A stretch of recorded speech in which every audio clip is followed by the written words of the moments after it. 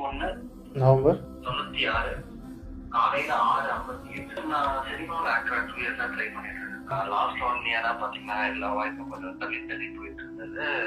படங்கள் டிராப் அந்த மாதிரி இருந்தது. அதான் முயற்சிகள் எல்லாம் செய்தாலும் செகண்ட் 5ஆம் இடம் பூர்வ புண்ணிய ஸ்தானம் சொல்லக்கூடிய 5ஆம் இடத்துல கேது சனி வந்து வக்கரம் போயிட்டு அமர்ந்துருக்கு. அது இந்த நடக்கிற திசை கேது திசை நடந்துட்டு இருக்கு. 5ஆம் இடத்துல இருந்து வக்கரம் பட்ட சனி நட்சத்திரம் வந்து திசை நடந்துட்டு இருக்கு. 6ஆம் நாதனுக்கு வந்துட்டு கலைத்துறை குறிக்கூடிய சுக்கரன் அமர்ந்திருக்கு. நீங்க என்னதான் முயற்சி பண்ணாலும் எவ்வளவுதான் திறமைகள் இருந்தாலும் இப்போ உங்களால் வெற்றி பெற முடியாது. திசை வரணும். திசை வந்துட்டு இந்த வருஷம் ஜூலை 14ஆம் தேதிக்கு அப்புறம் ஆரம்பிக்கும் சார்.